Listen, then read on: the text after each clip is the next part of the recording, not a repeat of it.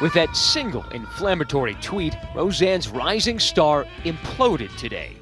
Within hours, the highly anticipated return of one of TV's most beloved shows, Roseanne, canceled, and Roseanne Barr effectively banished from Hollywood for this racist tweet. For years, Roseanne wasn't just a sitcom. It was an American institution, a blue-collar family, a national conversation, and a star who built her entire career on being loud, unfiltered, and untouchable. And when the show was revived in 2018, nobody expected what came next. The reboot didn't just perform well, it dominated. It became the #1 scripted primetime show in the country among adults 18-49, a ratings explosion that stunned even ABC. It was clear America still wanted the Connors, but the same force that fueled the revival, Roseanne's unpredictable voice, is the same force that ended it overnight. The collapse didn't start on a soundstage. It didn't happen during filming or behind the scenes or in a boardroom. It started on Twitter late at night with a single sentence she thought was a joke. Hours later, it became the most expensive tweet in television history. On that night, Roseanne Barr aimed her spotlight at Valerie Jarrett, a former senior advisor to President Obama, and posted a comment comparing Jarrett, a black woman, to the Muslim Brotherhood and Planet of the Apes. It was immediate, it was unmistakable, and it was racist. Her followers watched in real time as the tweet spread like wildfire.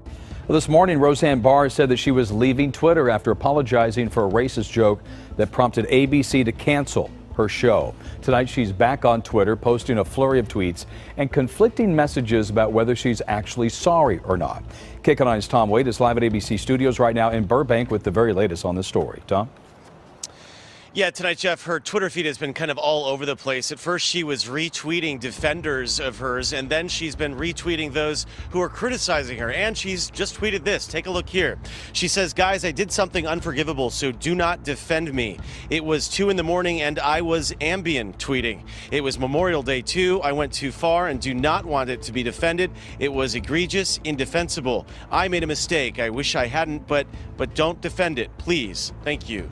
By sunrise, apologies were pouring out of Roseanne's account. She called it a bad joke, said she was sorry, said she was leaving Twitter for good, but the damage had already detonated. Before ABC even responded, the cast and crew started reacting behind the scenes. The first domino fell when Wanda Sykes, one of the show's consulting producers and one of the biggest comedic voices on the team, tweeted that she would not be returning. A quiet panic rippled through the production, and then ABC made its move. Channing Dungey, the network's president at the time, issued a statement so sharp that Hollywood still quotes it. Roseanne's tweet was abhorrent, repugnant, and inconsistent with our values. And with that, ABC canceled the show. Immediately, irreversibly, a top-rated, money-making, critically discussed revival gone. A cast, crew, and network blindsided. Months of production, millions in revenue, a cultural moment, all cut at the root. It was one of the fastest cancellations in television history. But what made ABC act with that kind of speed? Because in television, there is the show, and then there is the shadow the show casts.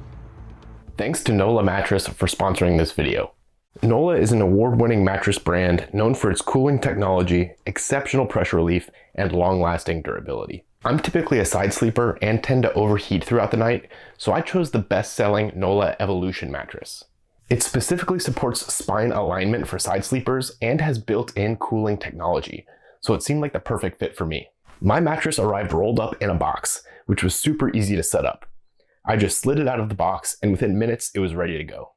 And after my first few nights on this mattress, I couldn't be happier with my choice. I can confidently say I've never slept better. I stay cool all night, and I feel loose and relaxed when I wake up in the morning. Plus, buying online and getting it shipped straight to my door was way easier than going to the store. NOLA is unique because everything is made fresh to order in their Arizona factory. There's no fiberglass, no harmful chemicals, and zero off-gassing.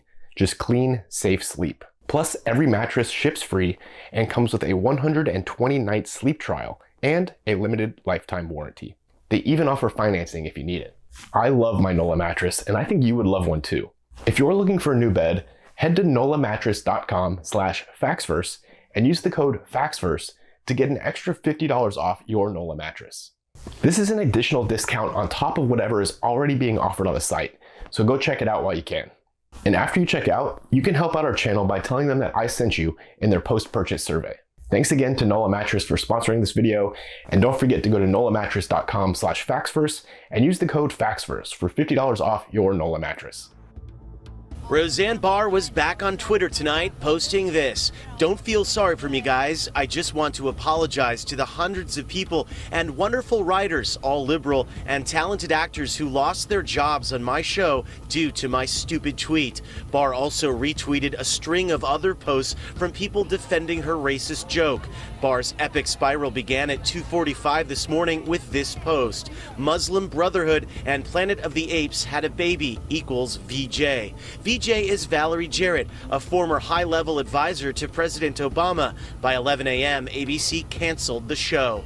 Roseanne's Twitter statement is abhorrent, repugnant, and inconsistent with our values, and we have decided to cancel her show." The idea that a network would cancel their top-performing show is incredibly unprecedented. Roseanne wasn't just an actress. She was the brand. She was the name, the face, the image, the soul, and the risk. And when you're the public face of a massive corporation, your behavior on personal time doesn't stay personal. It becomes part of the company's identity, and ABC chose not to be associated with it. Immediately, some fans argued freedom of speech, but freedom of speech protects people from the government, not from the consequences of what a corporation decides is too toxic to be tied to. ABC wasn't punishing a political opinion. They were protecting themselves from a PR wildfire, one their own star had started. And what made it even more explosive was the history. This wasn't Roseanne's first racial controversy. Years earlier, she had tweeted racist remarks about other public figures. ABC wasn't responding to one moment. They were responding to a pattern that finally crossed a line they could not afford to ignore. But the real story isn't just about the tweet that killed the show. It's about the power dynamics underneath it. Roseanne wasn't just any sitcom. It was a revival built entirely around its star. Every character, every storyline, every marketing campaign revolved around Roseanne herself. When she imploded on Twitter, the entire machine collapsed with her.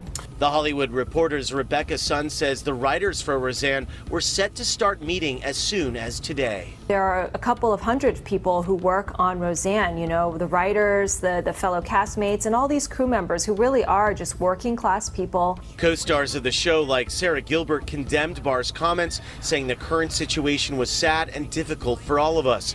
Meanwhile, the target of Barr's racist post, Valerie Jarrett, responded during a town hall that aired on MSNBC. "I'm fine. I'm worried about all the people out there who don't have a circle of friends and followers who come right to their defense. The person who's walking down the street minding their own business and they see somebody cling to their purse." And back out here live at ABC Studios, one other big piece of bad news for Barr is that the talent agency representing her has also dropped her. No one, not the cast, not the crew, not the fans, could separate the show from the star. ABC knew that as long as Roseanne Barr's name was on the title card, the controversy was permanent, unavoidable, unrecoverable. And so, in one move, they tried to save the show by cutting out the person who created it. Later, they rebranded the series as The Conners, reviving the world of the show without Roseanne at the center. But the message was unmistakable. TV networks can forgive bad ratings, but they cannot forgive bad branding. And the comment section, that became a battleground. Some viewers insisted the show shouldn't have been canceled at all. Others argued ABC had every right to protect their company. The debate spiraled into arguments about racism, free speech, corporate responsibility, and whether or not audiences should separate art from the artist. But in Hollywood, none of those debates matter as much as this. What is a network willing to attach its name to? For ABC, the answer became crystal clear. They were willing to attach their name to the Conners, to the cast, to the story, to the legacy, but not to Roseanne Barr, not after that night, not after those words, not after the firestorm that left ABC no choice but to hit the kill switch. And with one decision, one announcement, one statement, one canceled show, Roseanne went from the biggest comeback in television to the fastest downfall the industry had seen in years. A legacy undone in less time than it took to type a tweet.